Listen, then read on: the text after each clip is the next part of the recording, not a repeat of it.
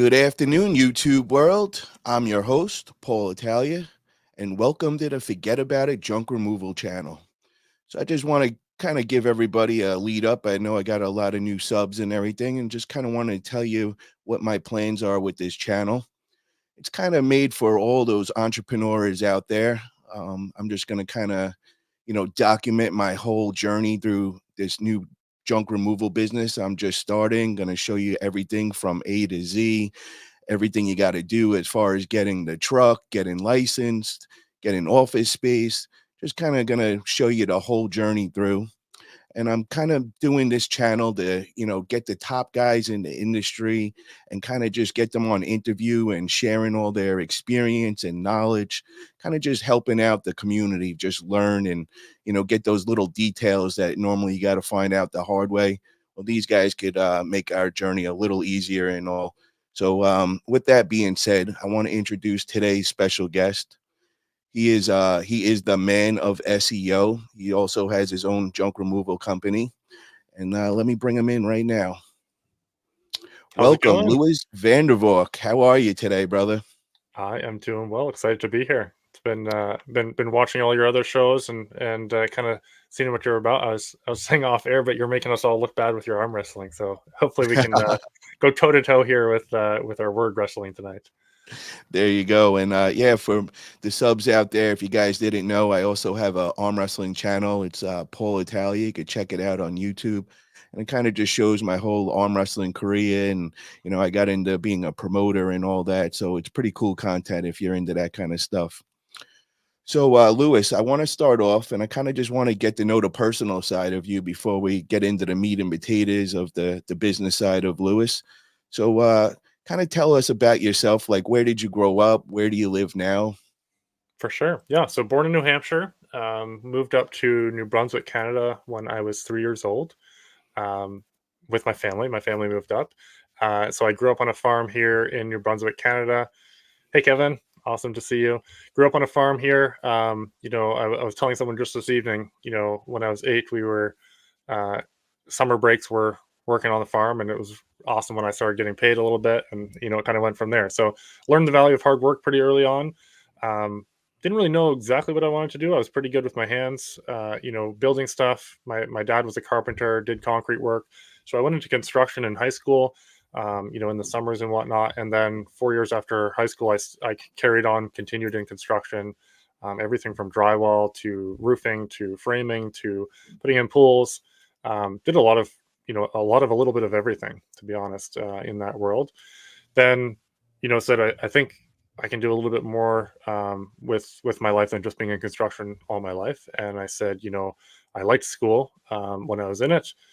What can I do to, take school to a next level, set myself up for a career that can support a family? Because I knew I wanted a family at some point. So I went and got a degree in mechanical engineering, and then graduated. I was working all through the university years as a mechanical engineer in training at a place that basically built different apparatus for people who are paralyzed or didn't have limbs, were amputated, or whatever, to help them drive cars.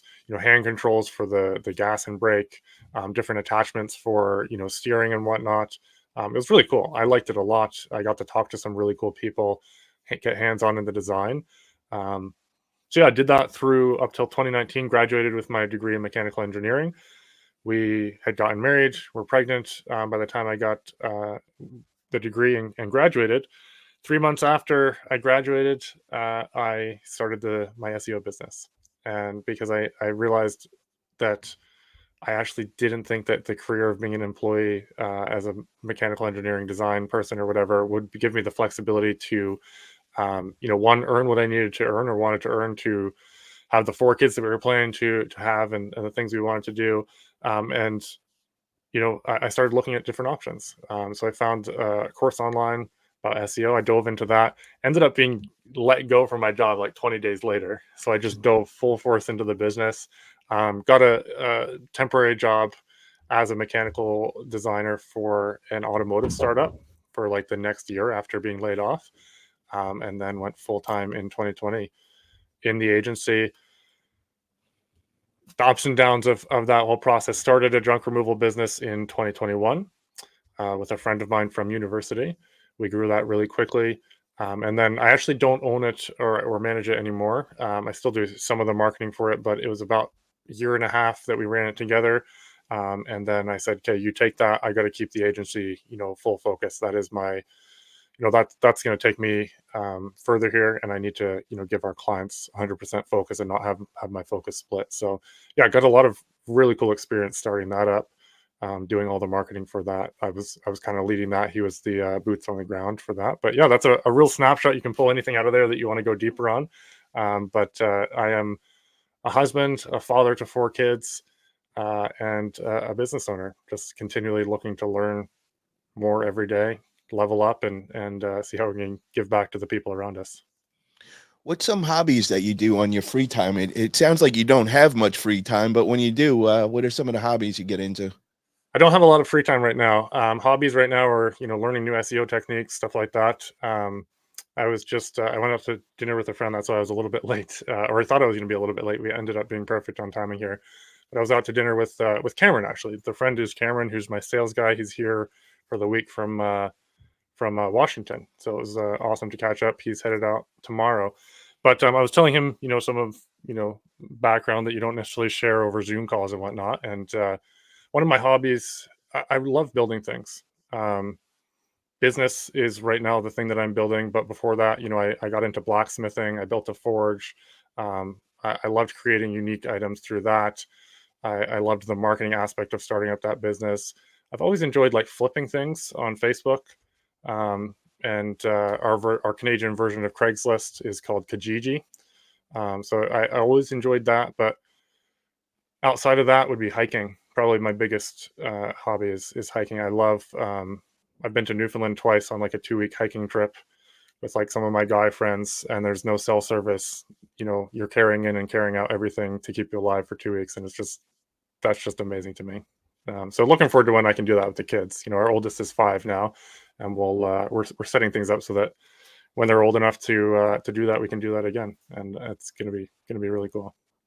Very cool. I want to shout out a couple of the people in the chat. We got Cisco Garcia, we got Kevin Hess, we got Sonoma Strong Holland in the house. What's up, everybody? Appreciate you guys tuning in. And if you guys have any questions for Lewis, just post them up, and I'll make sure to run them by Lewis. So Lewis, tell me about, how did you find the junk removal industry? Like, how did you come about starting the business and all?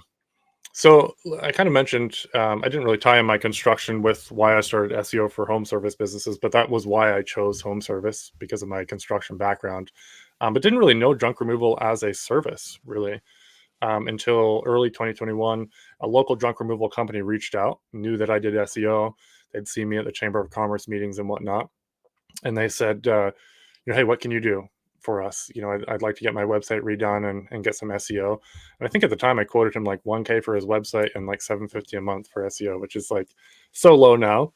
But he was like, that's way too expensive, and that's never going to work. And I'm going to go find someone else. But it triggered something in me. I was like, this is a really cool industry. So I did more research. I'd done the research and kind of getting to know his business and quote him that. And Ryan and I, my friend from university at the time, well, we're still friends, but we looked at each other at the time, and we were like, I think we could dominate this market, absolutely dominate it, and take it over. So we invested in a trailer, got insurance, and then the rest is history. Got a website up. I think we had like a 50-page website within the first month and a half or so. I started doing a mini local podcast to connect with business owners. I did giveaways on Facebook. We just went all out, and I was in the groups a lot, actually asking questions. And so that's how I got to know a lot of the people that have helped us along the way, become clients. Was me asking questions, and then I started giving back when I started learning things that were working for us. And that's how junk removal became one of the top niches that we serve now. Is junk removal, and before it was like paving and roofing and stuff like that. But I just love junk removal. It's a blast. Have you always considered yourself an entrepreneur? I don't know if I'm looking back. I think I always had that inclination. I mean, I was buying. I think the thing that I really did on a large scale was I found these RFID Visa card covers that would keep people from like being able to scan your card number or whatever as they walk by. I bought them for like 5 cents a piece. I bought like 500 of them, and then I sold them to everybody in our church and at work and everything.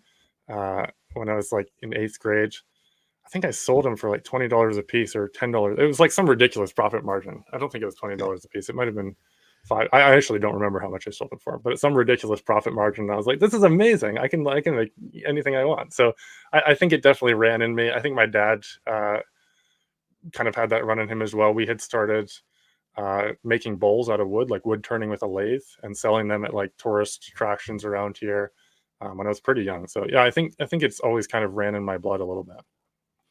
So you would say digital marketing, is that kind of like your bread and butter? Because it seems like that's where you started off 2019 before you actually got a junk removal company. Is that correct? It is, yeah, and it's continued to be my focus.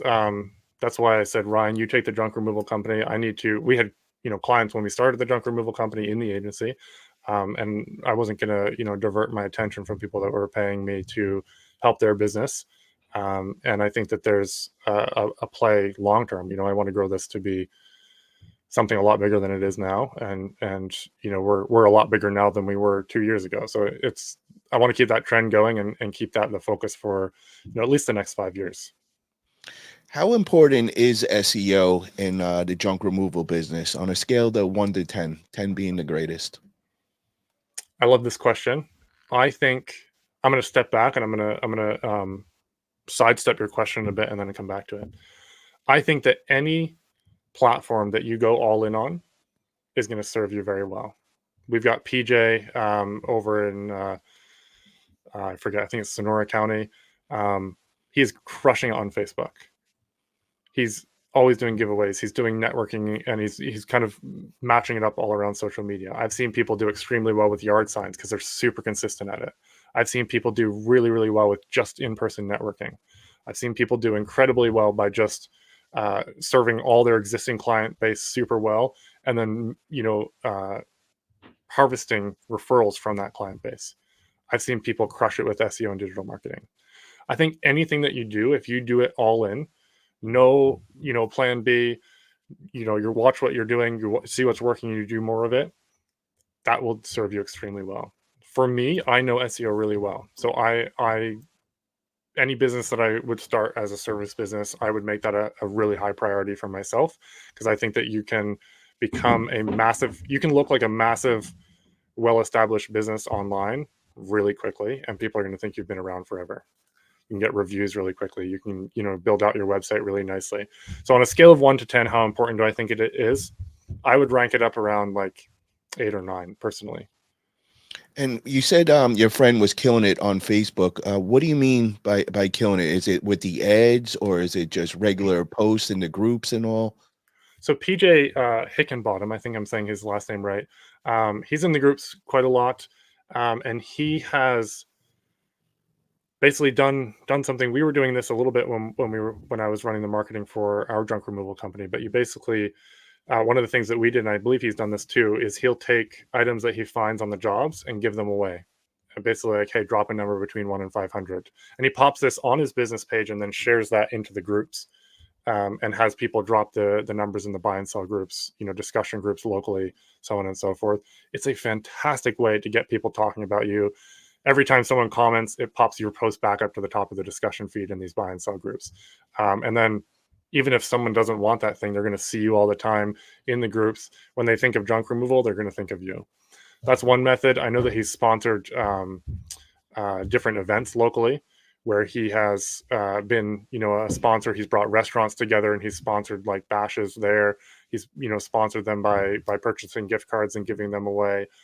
He's just really active at engaging with the community through social media and bringing in other business owners and business types that complement what he's doing, whether it's a restaurant, because everybody loves restaurants, whether it's, some other festival or bar or whatever. He's just done a really good job at that. I'd recommend everybody follow what he's doing. But the gift card giveaways, giving away stuff that you find on jobs, those are two things that anybody can do right now, today. I've got a blog post on the giveaway method, even with some ways to reach out to realtors. I'm happy to drop that for anybody, but it's right along the same lines as what PJ's doing. So yeah, Kevin said that they're a great guy. He's coming to the Junk Expo as well. Yeah. Oh, that's amazing. Can't wait to see him there. And for you guys that don't know about it, unfortunately, it's sold out already, but October 25th, going down in Rohnert Park, California. Sonoma Strong has put together this great junk expo. They got all the top guys in the industry. They're going to be sharing all their knowledge. Kevin Hess will be one of them.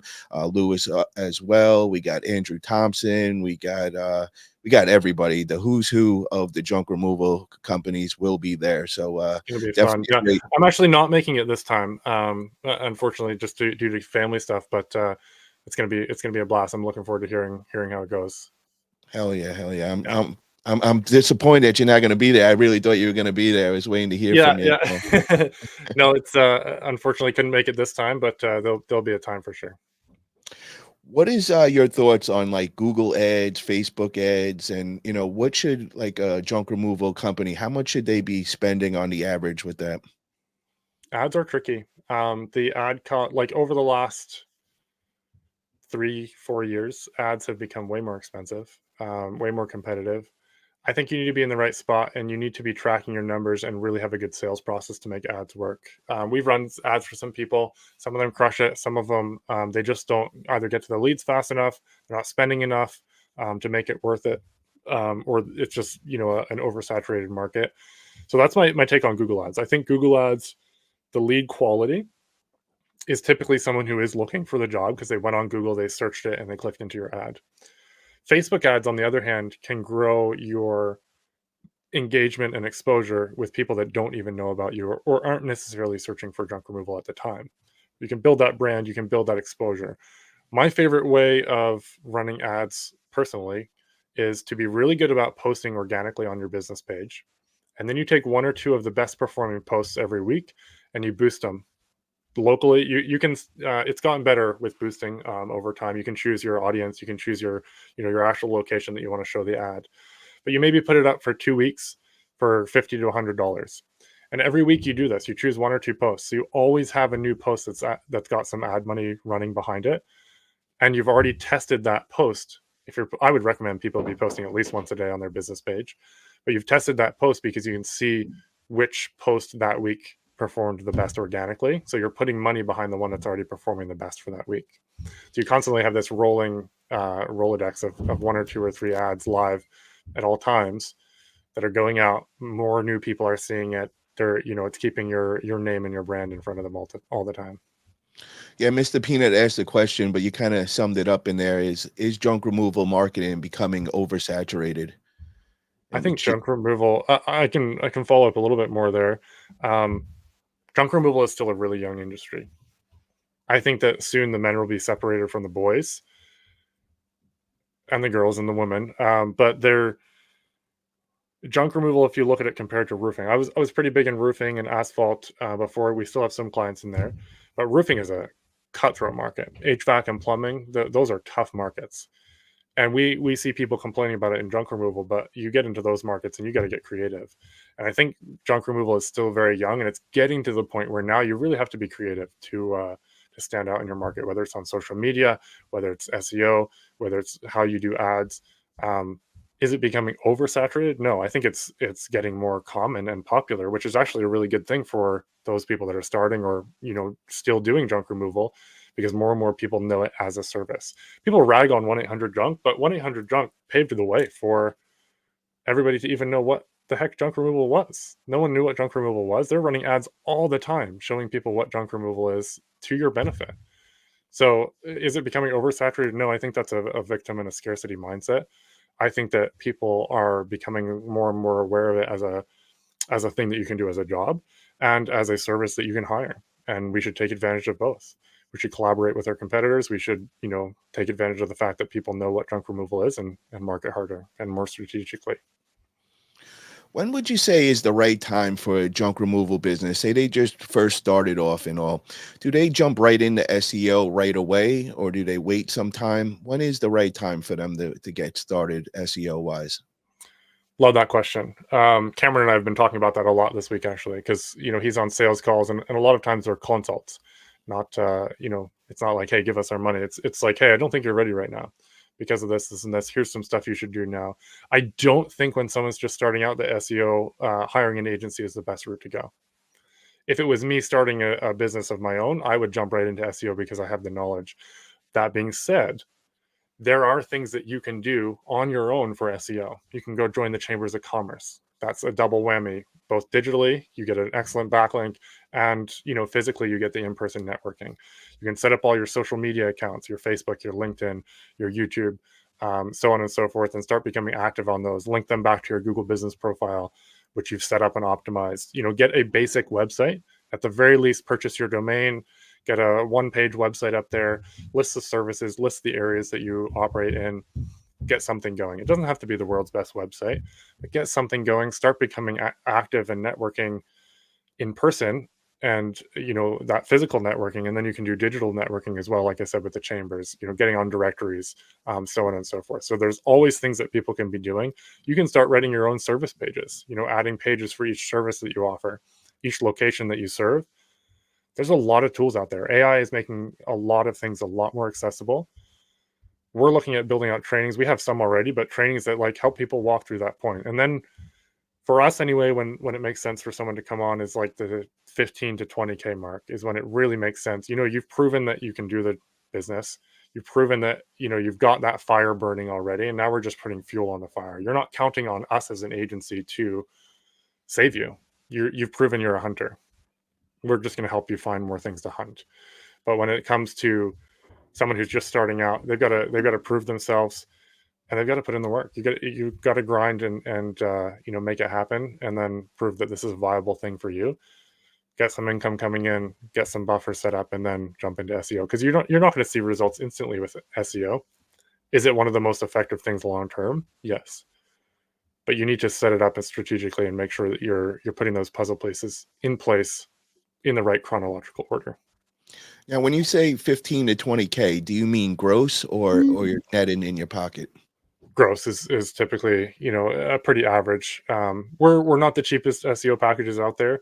We're starting to have some lower packages that we'll offer because we fine-tuned the way we deliver those. So that number is going to come down a little bit. It'll probably be like 5 to 10 with some of our lower packages, because we've got pretty dialed in how we can help people with some of those little things that they can be doing. But our full service starts, at a price that it makes sense to be at a little bit more established and really already got the fire burning. We then come in and just pour some gas on the fire. Okay. What are some mistakes that you see new junk removal business get into as far as SEO? Well, I love that. I thought you were going to ask just in general, and I've got some words on that too. It's going to go back to hunters and gatherers. But SEO wise, there is so much information out there, and there's so many different ways to do it. I would say the biggest mistakes I see is three have kind of popped into my head right now. Assuming that just having a website is going to bring you leads. So you just pop up a one-page website and you assume it's going to rank. Let's dive into that a little bit. Google does not rank websites. Google ranks pages. So eventually you want to have a page for every single service that you offer, every single location that you service. Because if someone's looking for, cabinet removal in Philadelphia or piano removal, if you have a specific page for piano removal in Philadelphia, you're going to rank a lot better than if you just have a general one-page website that lists that you do piano removal, but it's just like a bullet point in a list. So that's a mistake I see a lot of people making, is they're like, oh, I got a website. Google obviously doesn't work because, I'm not getting any leads. Or they just assume that, as soon as they throw up a website or social media, everybody's going to come flocking. That's a big mistake. The second is, with the two tools that are out there, it's become so accessible to do SEO, but I find that people are relying too much on the tools. Let's take AI, for example, writing content. You can really, really cut down your writing cycle by using AI to give you, maybe a page outline. You might even write a lot of the content, but you then have to go in and human optimize it. Is it more interesting than your competitors? Does it provide more data? Does it provide more information than your competitors? Or is it just a cut and paste, potentially hallucinatory AI, gobbledygook paragraph? or is it, have you gone through and made it actually relevant to your business, relevant to the area, got the keywords in it and everything? So a lot of people are like, hey, I can crank out 20 pages in an hour. Yeah, you absolutely can. But did you add relevant pictures? Did you optimize the pictures? Did you go through the text and make sure it made sense and wasn't repeating itself? Did you add stuff that is specific to your business? So that's a big one. And then the third one would be backlinks. So backlinks is when a website links back to your website. Your Google Business profile linking back to your website is technically a backlink. When a Chamber of Commerce links back to your website, that's a backlink. You can also go on Fiverr and you can buy 1,000 backlinks for $10. Not all backlinks are created equal, and quantity is not everything. Quality is way more important. And what we look at is it local, is it relevant, or is it just a good high powered website that's pointing back to yours? And so you can't shortcut it. In fact, shortcutting it can hurt you more than it can help you. And you may as well just not have spent that money and time and just taking the time to form relationships, get links back to your website, and go about it that way. So I got a little bit technical and nerdy on that part, but those are some of the mistakes that I see people doing in SEO. Oh, that is some good tips, and I've actually heard, we had Ronnie Knuckles on, recently, Ronnie's and, awesome. he was actually saying in the last, year, Google has changed what they're looking for as far as rankings, and, it's quality over quantity, and they're Yep. actually penalizing you against quantity because it used to be if you just had a bunch of backlinks and all that, you would rank higher, but they're actually now putting you down lower if you're just not quality backlinks and if you go too many of them. For Because sure. just like you were saying, people were just going and getting like 1,000 backlinks, putting it on their page. But now it's not really a good thing to do. And it's more of the quality. And he said somewhere in the range of like 15 to like 30 is like the prime area that you want to be as far as backlinks and all. Do you agree with that? Quality 100%. Ronnie and I riff on backlinks all the time. I would say that there's no cap to how many quality links you can have. Um, SEO, again, it's SEO is a comparative game. You don't have to rank nationally for piano removal in Philadelphia, right? If you just serve Philadelphia, you don't have to rank nationally. So you just have to be more powerful and more authoritative than your competitors. So 15 to 30 might make sense in some markets. You might need 100 in other markets, depending on what your competitors are doing. Because ultimately, Google's looking at, out of all the ranking things that they look at, it's like who is the best, most relevant, most authoritative, most trustworthy website to serve up for piano removal in Philadelphia. And if you don't have as much authority in these different buckets that they're looking for as your competitors, you want to, close that gap and pass them a bit. So that would be the only caveat I would say to that. You don't need 1,000 backlinks typically for local ranking. You need, a smaller number of quality backlinks to outpace what your competitors are doing. So, like let's back up a little. So, when a junk removal business gets in, and before they hire an agency, and kind of they just make their one page website, how much content should be on that website to begin with? I would say as much as they can, write interesting, informative, excellent content. If we were doing a single page website, I would have, the hero section, which is, typically a picture of you or your trucks or whatever with a contact form and the buttons and so on.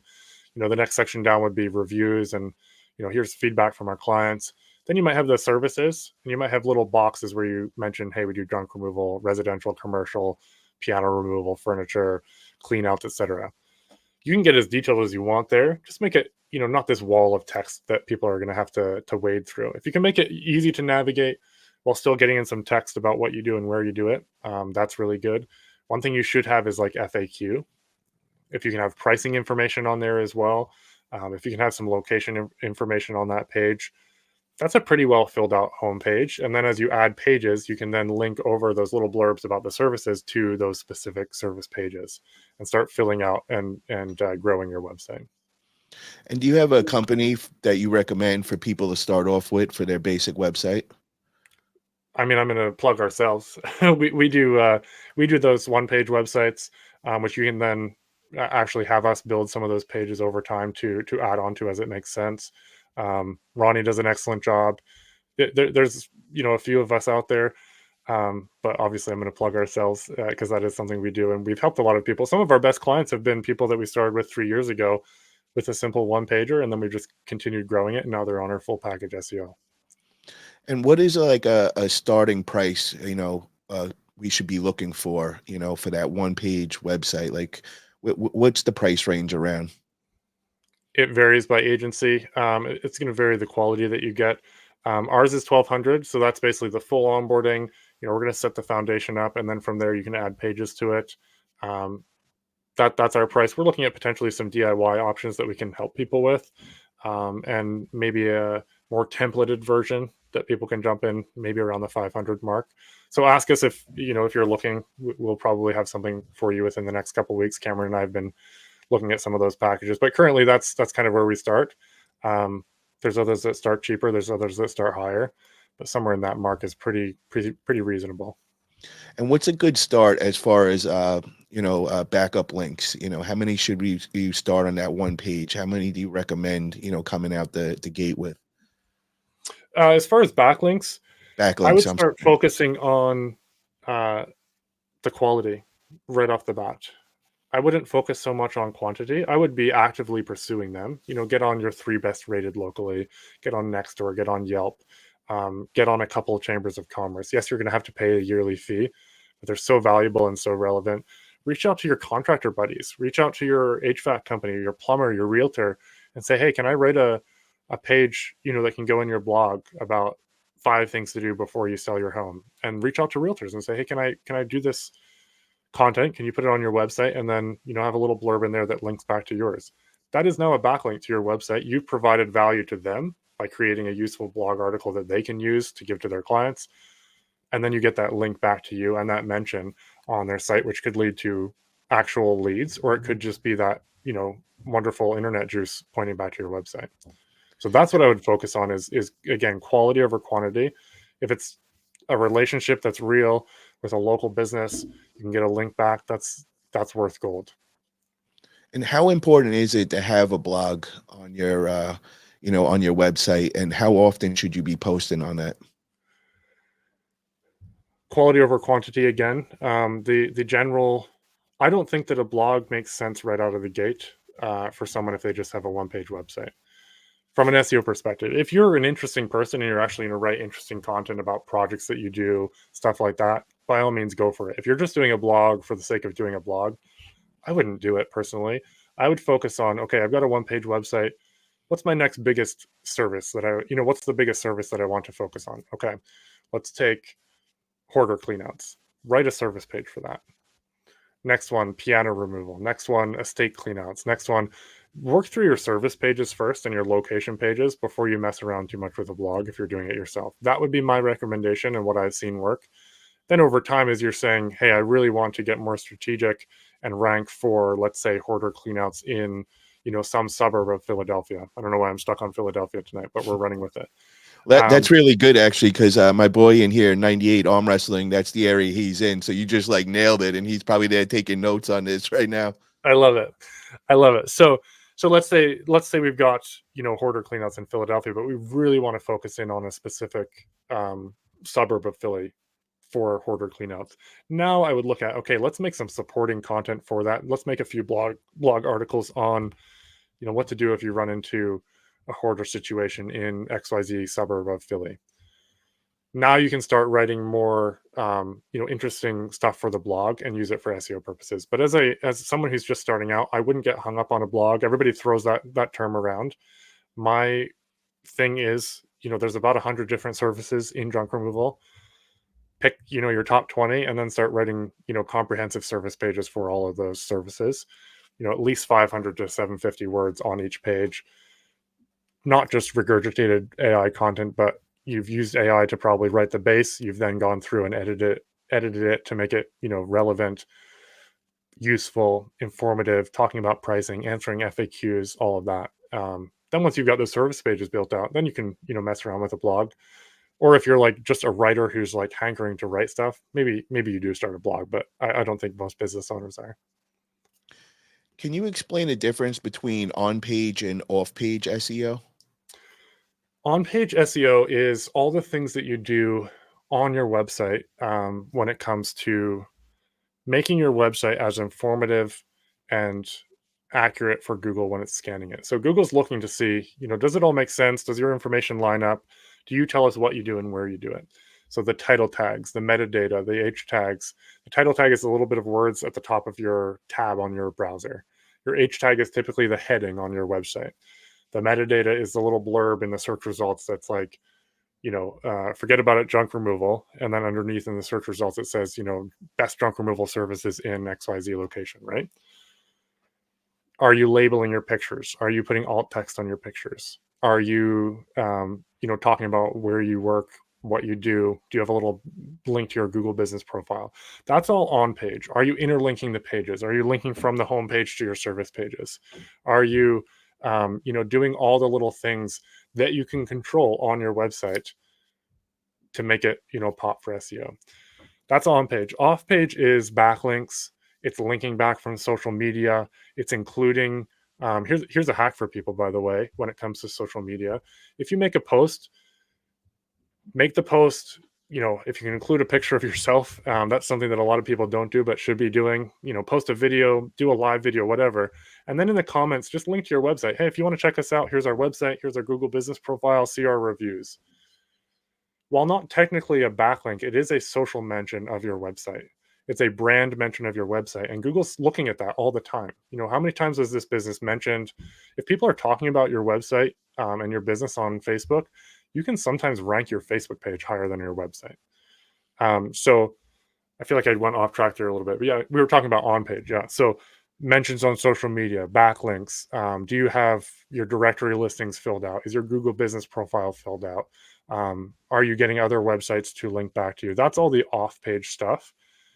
And the two of them done properly together, on page and off page, it's this match made in heaven, and that's when Google really starts picking things up.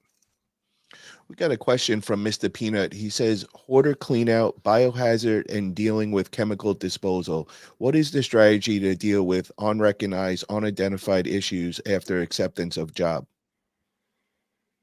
I don't have direct experiential knowledge of that.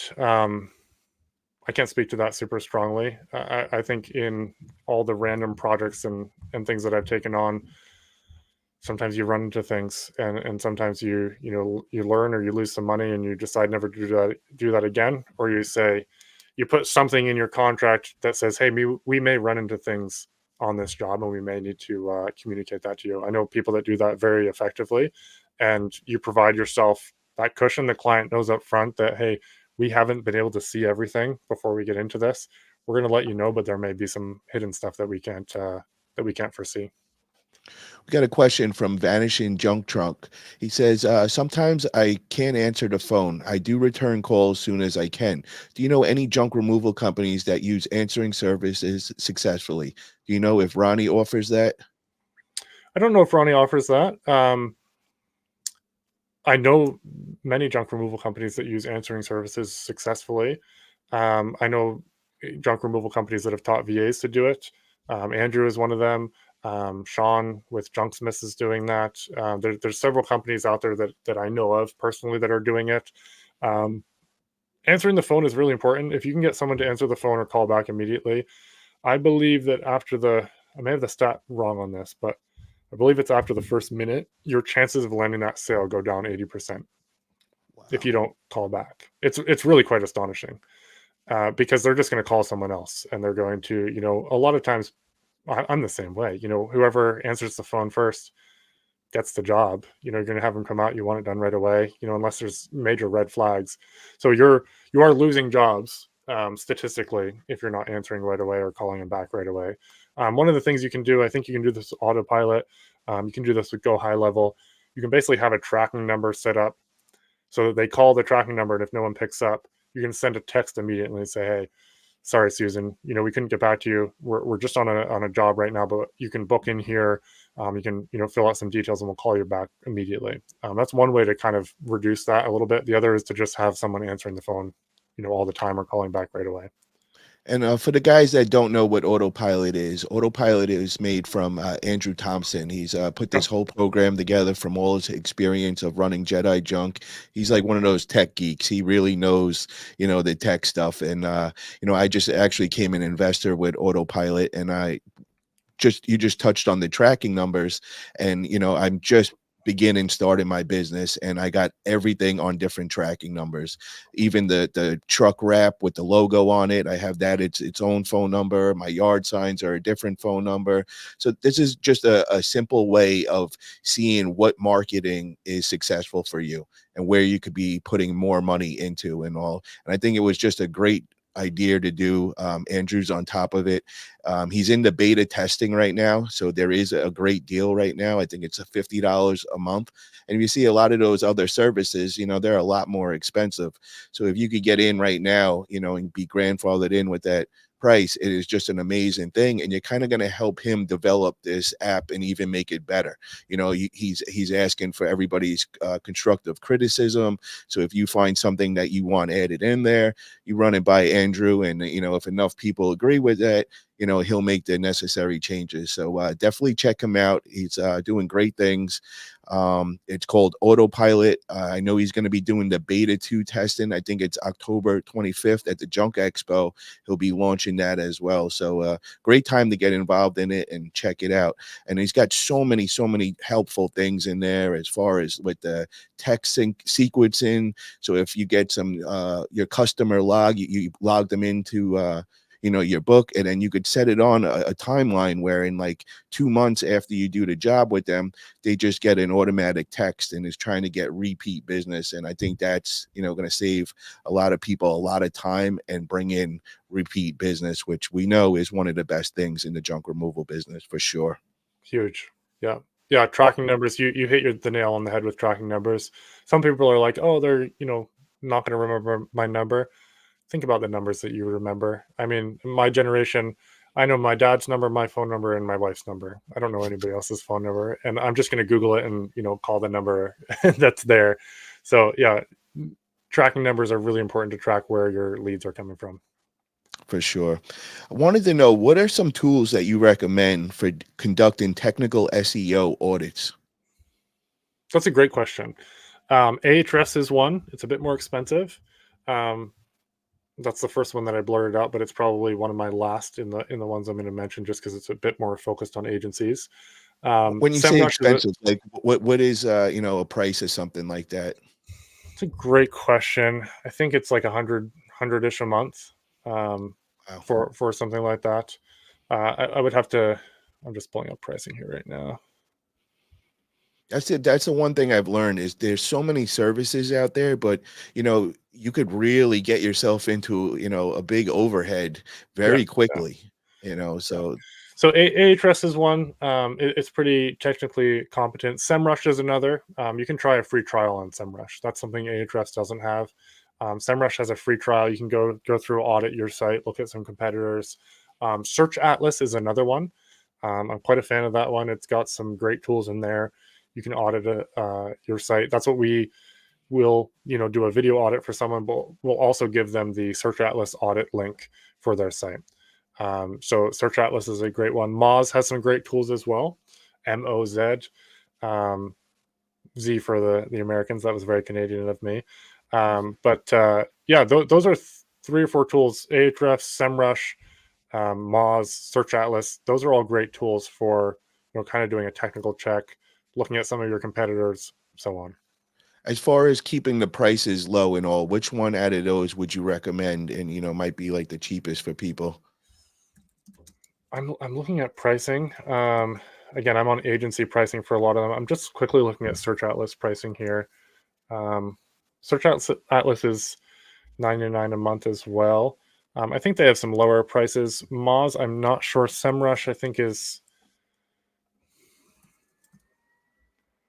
I'm looking at pricing here. Bear with me for a second. Let's look at. SEMrush is actually a bit more expensive. So I would probably say Search Atlas. SEMrush is like 139 a month. So yeah, none of them are cheap. They're all excellent softwares. We use Ahrefs and Search Atlas in our agency for clients. You can also start right with Google Search Console. Google Search Console is a free tool. If you don't have it set up on your website, you must do that today because it does a few things. One, it indexes your pages. So one thing we didn't miss, and this is probably, I probably shoot this to the list of number one mistakes I see. People build a website, but then they don't get it indexed in Google. So it's kind of like getting a business card printed and then just throwing it in your grandma's attic. No one's going to see it. It's never going to be shown. And what do I mean by indexing? It's the same thing in a library, right? If a library gets a new book, until it's put in the computer system, no one's going to be able to search for that book and see where it is on the shelf. It's the same with Google. Google has to crawl your website, recognize it, find out what it's about, and then say, okay, cool, we're going to put this in the index or the search results. So until it's indexed, you're not going to be able to see your website. You're going to be able to directly navigate to it by the URL, but you're not going to be able to see it in search results, either 1 or 100, wherever it lands. So you need to go in Search Console. You need to then set your website up in there. It's a very simple process. I've got a couple of videos on how to do that. And then you can request indexing and say, hey, Google, I've made this website. Please come over, crawl through it and get it shown in the search results. That is so important. And then it's also going to show you the different searches that your website is showing up in. You might be showing up already for hoarder cleanouts in Philly. So then you can build more content for that. You can see, what are you getting the most traffic for or the most impressions for, and start building more of that content out. So that's a great tool for, that's free. Google Analytics is free as well. Those are two basic tools that everybody should be on right away. How long does it take to get indexed? So like if you go to those websites, is it like a right away, like the next day you'll be indexed in then? Not typically. What I would do is if you have a website that's just gone live, I would set it up in Google Search Console. I would request indexing. I would then share a post on social media and say, hey, we just launched our new website. Here's the link, go check it out. I would then, I would do that on several social media platforms because Google sees that. And sometimes like sharing it on Facebook can trigger Google to index it. There are indexing tools out there that you can use as a last resort. Index Me Now is a tool that you can actually, kind of force index it. But typically within a week, Google's going to pick it up. Kevin Hess has a great question. He says, you've mentioned some great best practices. What are some off the wall strategies that you've seen that have actually been successful? Facebook giveaways are my favorite. I talk every consulting call or someone's just reaching out for tips. I talk about Facebook giveaways. It's the same thing I mentioned before with PJ. The PJ's doing it. We did this when we started. Anything that you find that's good, make a quick, hey, drop a comment if you want this. We'll drop it off today and save it from going to the dump and make someone happy. Or you reach out to restaurants, get them to comp you a $50 or $100 gift card. You then make it, a week-long giveaway. Comment below if you want this. You just get so much good engagement, and you get so many, who doesn't love restaurant food, right? It's old, young, male, female, whatever. Everybody loves it. So everybody's going to be engaged in that process. Everybody loves free stuff. Those are my two go-to favorite things. That's that's funny you said that because I actually just hit up Kevin Hess, and recently he sent me out his new book, Leading with Purpose, which I started diving into it, and I'm just like, oh my God, there's just so many great tips in here, and Kevin is really, really good at what he does. So right after I started getting into it, I'm like, you know what? Let me hit up Kevin, and I'm like, bring to the Junk Expo. I'd like to buy 12 books of you, and if you can, just autograph them inside. And that's what I want to do. I want to start doing some giveaways on the different social media platforms, and it'll help out Kevin, get his book out there. And I mean, it's just so much gold in there, and I see it being such a great value to people. So, it's two things I'm getting there. I'm giving the giveaway, getting people engaging on the channel, and helping out another person in the junk removal industry that's doing great things. So I'm glad that you said that. I really like that approach of things for sure. Yeah, because you're feeding off of, one, people like a giveaway, but two, you're also feeding off of, Kevin's reputation in the industry. Or if it's a restaurant, you're feeding off the reputation of the restaurant. So pick good restaurants. Don't pick the crappy down and outers. But if you pick a good one, everybody sees that, and then they match you up with this well-known name, and it feeds into that. Those are my two favorite that anybody can do. The other is, taking pictures of yourself with clients. You can even get it like a poster made, something like this big that has your logo on it. And, got our junk removed by XYZ junk removal. You can get clients to take pictures with that. You can now have social media posts. You now have posts you can boost on Facebook. You now have posts images you can put on your website as more happy clients from your area. Those are really good. And then commercial jobs, if you can get on Net Vendor, if you can get on RealPage, Vendor Cafe, those are excellent places to start breaking into some of the bigger jobs as well, that not a lot of people get with. We got a great question from Gary Nolan. I've been talking with Gary a lot. He also has another channel, Awesome, dude. Older Men, Stronger Men, and says, how important are Google reviews and how do they affect your rankings? Really important. Think about it from a consumer's perspective and not even ranking. If you are going on for junk removal and you see the 1,000 review company and then a 20 review company, you're probably going to go with the 1,000 review company, right? So if you can get your reviews up there, just from a psychological perspective, it's a buying lever. Google also likes reviews. If you can get consistent reviews, you reply to them right away. It's a big factor for you. I would put a lot of effort into getting reviews, and getting them in video form, Google review form, Facebook review, whatever it is that you can get from a client. Use that, leverage it, post it on social media. But it is helpful for SEO as well, for sure. Mr. Peanut has a great comment here. He says, mobile home park, sire cleanups. Hey, check with local haulers that deal with mobile homes. Sites need to be cleared after moving homes out. All the skirting and blocking materials, great contacts. For Thank you for sure. that comment, brother. Appreciate that. Yep. We got all my arm wrestling buddies, I love it. tuning in right here. We're getting them all involved in the junk removal and SEO business. This is Hey, you great got stuff. the muscles to make it happen. May as well take advantage. There you go. There you go. So I wanted to know, how long does it take to get SEO ranking high on Google? It depends. And that's the kind of a classic answer you're going to hear, but I'll kind of lay out why. Remember when I said that SEO isn't you have to be the best in the nation? You just have to be better than your competitors locally. And that goes for each search term. So you might be ranking well for hoarder cleanouts, but junk removal as a standalone keyword may be way more competitive. So when you say how long does it take to rank, it depends what keyword you're going after. I could rank almost everybody in this room overnight for underwater basket weaving. Is it a useful term? No, but no one else is ranking for it, so I can go for it and get there right away. So you need to look at your competitors. You need to look at what's going on there. But 3 to 6 months, if you're not seeing movement, something's not being done right, or it's just being done too slowly for the competition in your market. So you either need to dial it up if you're doing it on your own. You need to assess whether the agency who's doing it is rocking it out, or you may need to say, hey, maybe I don't need to expect the results I was initially expecting because of the competition in the market. So again, it comes down to underwater basket weaving is super competitive. It just comes down to where you're looking to head, what keyword you're going after. And some of these tools tell you the competition level of these keywords right in there. How difficult is this keyword to rank for? So what is it that you're going after, and how much effort are you putting specifically to that keyword? Are you getting backlinks? Are you putting out excellent content? Are you getting other websites to link back to you locally? Stuff like that. What are the unique challenges of local SEO compared to general SEO? I know you touched on this a little, but can you go a little more into that? Local SEO is way easier than general or national SEO in the sense that you're typically going after like a city or a location, so you can get really specific. If I was trying to rank for junk removal only as a term so that anybody in the US could find me, that's a whole different ballgame. I've got to build out way more authority. I've got to build out way more pages around all the different areas and everything. Look at 1-800-JUNK. They're in the news. They're running ads all the time. They are the name that often pops up wherever you are in the nation for junk removal.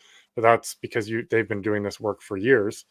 They've been getting social media mentions. They've been getting in the news, so on and so forth. And so it's just you need way more authority and trust and whatnot with Google than say a local market. Appreciate it, Andrew. And Gary Nolan says, I have a local competitor who has the oldest website and he is killing it. The website sucks, but he's been there so long. So does that have something to do with the rankings and all, just how long you've had the website up and all? It does, yeah. So the age of a domain and how long the website has been live, that plays into it. Again, it's a trust thing. It's a trust factor for Google. So, the new kid on the block, they have a bit more hurdles to get over to build that trust. But yeah, you can have. I've actually. So when I started SEO, I was building websites that I owned that I would rank and then rent out the leads to, say, a local roofer. I've got the ugliest website that's ever been built on the internet, and I haven't really changed it for the last 5 years, and it's still bringing in leads, and a guy's paying me for those leads for roofing, because it has the age now, and it's just better than the competition in some other areas. So those age definitely plays into it, Gary, for sure. How do you stay updated on changes to search engine algorithms? Oh well, tools can help you. I'm in a lot of different groups for it too. So there's people a lot smarter than me that are always testing stuff. Um, the right tools can keep you up to date on some of it. Google, in fact, sometimes tells you when they're doing a change. You can sometimes see just based on the data. You start to see patterns when you've been looking at the same sort of data for a long time, and you say, okay, something's going on here, and you start to see, okay, this thing that we were doing just isn't working as well as it used to be. And then you can go down rabbit holes of testing and stuff like that. But it's a constantly changing environment. It really is. What worked, 5 years ago when I started was the glory days of SEO compared to now. There's still so much you can do, but it's way different and in some ways trickier now. You just have to be more strategic. What's some recent algorithm changes do you think that have the biggest impact on SEO? Crappy content isn't worth putting on your website. Um, Content for the sake of content, while it might make you feel good, it's potentially hurting you. Again, I didn't hit on this a whole lot throughout this conversation, but something that I often tell people is Google is selfish and Google wants people to stay on their platform. So you have to build things for the people who are on the platform. You can even take out Google completely out of the equation, and you're going to do better at SEO than most people who are focusing just on what they think Google wants. Think about you as a consumer. What do you want to see? Do you want answers to your questions? Do you want, clear depictions of what the service will look like at every step of the way? Do you want, every, odd question that you or someone else might have answered on the page? Probably, right? Do you want it to look nice? Do you want it to be easy to navigate? Put yourself in your consumer's shoes and you're going to be a lot further ahead. And back to the crappy content, do they want to be reading through regurgitated AI content? No, probably not. And that's probably no more interesting or informative or trustworthy than, Joe's junk removal down the road who actually wrote it himself. So don't take shortcuts. You can take shortcuts, but just expect to tread the path of that environment that you've stepped into. Now I want to kind of change directions and I want to kind of dive into your junk removal company and how you got into that and all. Was there somebody that like inspired you in the junk removal industry? Um, Well, I mean, I was inspired by a client telling me that my SEO services were too high at the time, and then I started looking. So I was like, it's a little bit of sticking it to the man. But as I got into the groups, Cade Swallow was one that really stood out to me. He used to be a lot more active in the groups. He's in the physics market with Code 3. I think it is. I think I'm getting the name wrong of his business. It's skipping my brain right now. But And what Cade was his Swallow. name again? Can you say that one more time? Cade, so Cade, swallow, like the bird. Okay. Yeah. He is he's just been at it. He's been grinding. He's been very consistent in what he's doing. He's actually done a lot of his SEO himself, and he's just been consistent at making it happen. And he's got a pretty powerful site. Um, Cade is one. He always answered my questions when I popped him in there. Joseph Martinez back in the day was much more active on Facebook. Um, there's a few, but yeah, those the people that engaged with me when I had questions. Um, I look back, they built the foundation of our business, and then it's the foundation of everything I give back now. Started there. What's your main platform that you look into? It sounds like Facebook might be one of the big ones for you. I'm the most active on Facebook currently. Yes. Okay. Yeah. And what are some of the biggest challenges you faced as a junk removal company, and how did you overcome them? Getting insurance was a struggle for us at the beginning. if anybody's looking for insurance, Toby Stubbs is the way to go for any US guys. I think he has some Canadian connections as well, but we went for a quote, and then we started. It was taking so long. We went to someone else, and they're like, "Oh, that's going to make the process twice as long as if you're trying to get quotes from multiple people." It took us like a month and a half to get insurance. It was quite a drag. So that was one of the bigger hurdles. And then finding people, that's always a challenging part of the game. Um, but it really went quite smoothly for us, if I'm being honest. We went all in.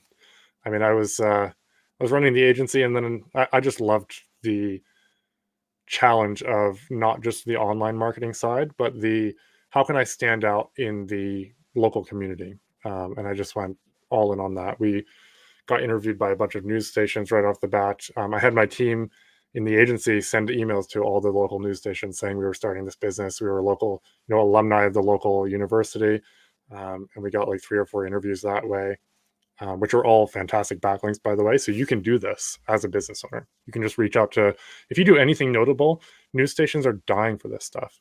Anybody that's in the hurricane path, anybody that's doing anything that helps their community, doing events, reach out to your local news and say, hey, we've got a story you should probably check out. Call, you could even be yourself, talking to them about the story, but they don't know that. Give them a number and a name.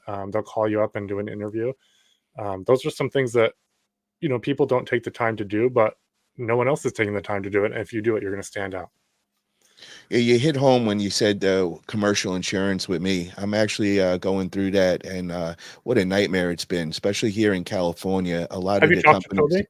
Yeah, I Yeah. actually Matt Vick and Jojo Vick, they put me on because I met up with Matt to get my Junk Expo ticket, and I Nice. wanted to meet him face to face. And it was a great thing that I brought up the whole commercial insurance. I was getting quotes from Progressive, and then I learned it wasn't until after he was like, "Go talk to Toby."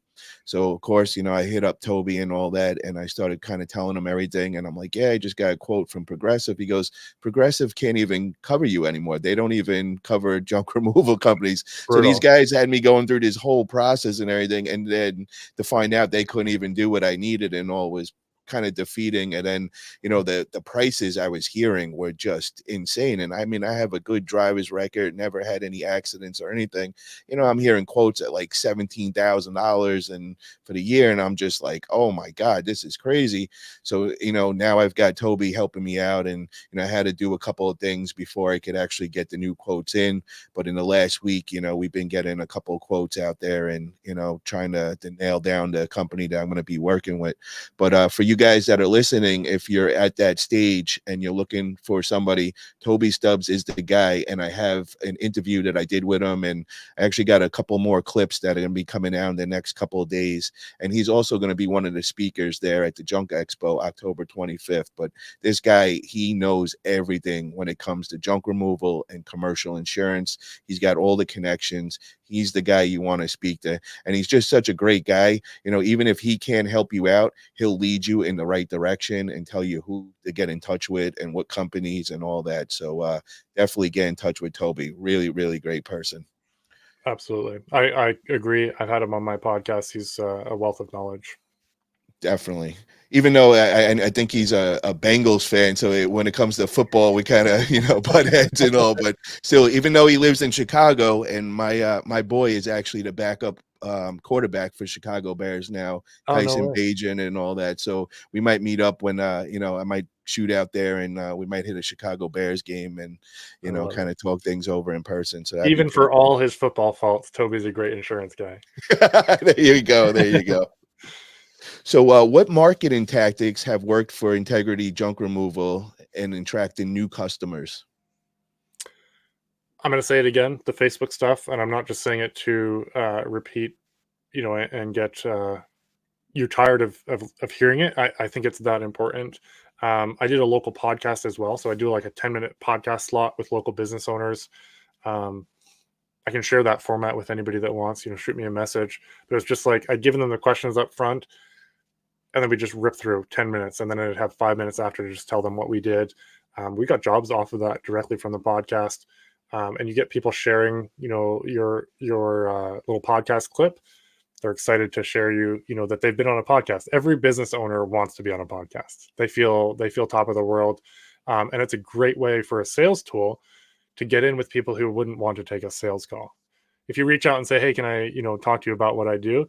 They're like, they might blow you off, right? But if instead you say, "Hey, can I have so and so?" You might even be talking to their assistant, but can I have, so and so featured on my new local podcast? Boom, you just shot to the list of priorities because it's exposure for them and their business. From that perspective, you gain their trust, and then you can, chat with them later about your business. That's a It worked really well for me, and I got a few clients that have done it too. You just you just make connections that you can't otherwise, by doing cold calls and whatnot.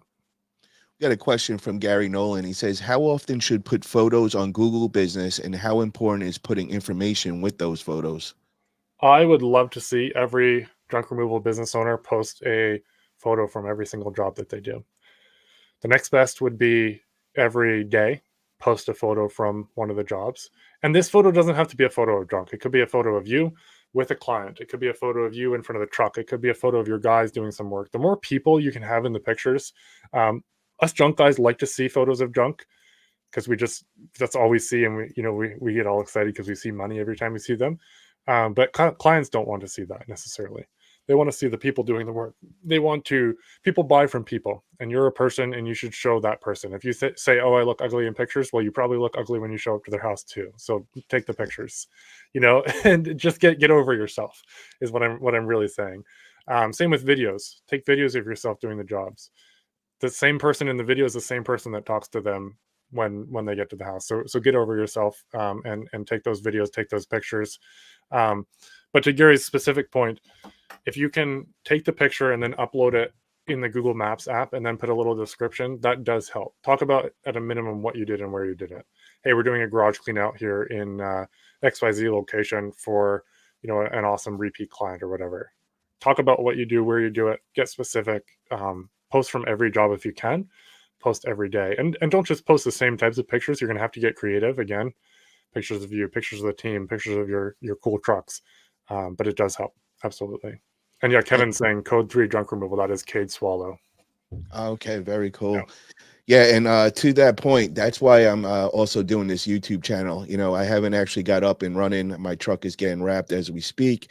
In the next month or two, I'll actually be out day to day and kind of showing everybody, all the jobs I'll be doing. And, I'm actually going to be on the truck, which, for the first love at it. least 6 months, and, Yep, learning the business from, the bottom up. I just want to know every part of it and all. And I'm going to document the whole way through. And, people know me as an entrepreneur. I get into so many different businesses, and I've never showed from day one, everything leading up. So this is like a new challenge for me and something that I'm really excited about and hope to share with everybody. So follow sweet. my way, click that subscribe button. I really appreciate it. It's going to be a fun times.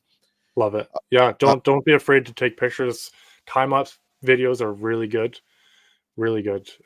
You can just set the camera up somewhere, even if it's just pointed into the truck. The truck fills up real quickly. That's really, really good for sharing on social media. It catches attention. People want to, it gets views, etc. Really, really easy, really quick way to make content. And to what your point before, I never thought I'd be excited to see junk before. Now, any kind of junk, I'm like, oh my God, I'm trying to figure out how many loads it is, or Yeah. if it's a quarter or half load, I get all excited. Any kind of dump trucks or dump trailers, I'm pointing them out to my girl, and she just starts laughing now. She's like, I never would have thought you'd be getting so excited about seeing garbage and all that. But Wild, right? just like you said, it equals money these days, and it's something that really interests me now. So, Yeah. last question, and then I want to get all my subscribers to head over to Andrew Thompson's channel. He's going to be going live, and I told him I would be off at time he got on there. So Love it. we'll, let's close it up with this. What operational tips would you give to a new junk removal owner to help them run their business more efficiently? Track everything. Track where your leads come from. And document how you do things. People are people are never going to be you in your business. This goes for any type of business, but people are never going to be you, but they can do things 80% as well as you. And that's a heck of a lot better than you still having to do everything in the business in 5 years. So document things, create standards, track everything, and have fun while you're at it. Don't get too serious. Don't be too scared to think outside the box. I actually, to Mr. Peanuts, show a picture of a junk-filled backyard and then an after with a happy puppy. Love that. You can get creative too with your team, like standing on the pile of junk and then standing in the backyard. I think clients, I've seen this over and over again. Clients react to pictures of people. We think pictures of junk are cool, but if you can have both in there, it's a win-win. Hell yeah. And where can people get in touch with you if they want to hire your SEO company, or just get in touch with you for ask questions? For sure. Facebook, I'm pretty available on Facebook, LinkedIn, everywhere as Lewis Vandervalk, and our website is bluecrocus.ca.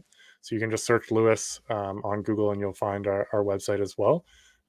Reach out, give us a call, drop a form message, and we'll be in touch. Hell yeah. And for guys in the chat, if you can, please get over to the Jedi Junk now. Andrew Thompson, he's going to be going live. He's talking about his autopilot, which I touched on a little earlier. Really great program. It's going to really help the junk world out. So let's show him support and get over there. And Lewis, I just want to thank you for coming on today. It was very insightful interview. You really cleared up a lot of questions I had, and I'm definitely going to be going through this and breaking it into clips and sharing those main topics for everybody. But I really appreciate you coming on and sharing all this great info. Thanks for having me, and Vanishing Junk says, thank you guys for doing this. Well, thanks everybody for showing up and asking the questions. Some great interaction. Paul, you crushed it. You made it very easy for me as a guest. So great experience, and honored to be on. And I can't wait to meet up in person, man, because I could tell you like 7 feet tall, and I told you I want to test you on wrestling and see what you got over there with those long levers and all. So I got a little bit smaller arms than you do, so I got to get working here. There you go. There you go. Well, have a great day, Lewis. Appreciate it, man. Chat soon. Later. Bye.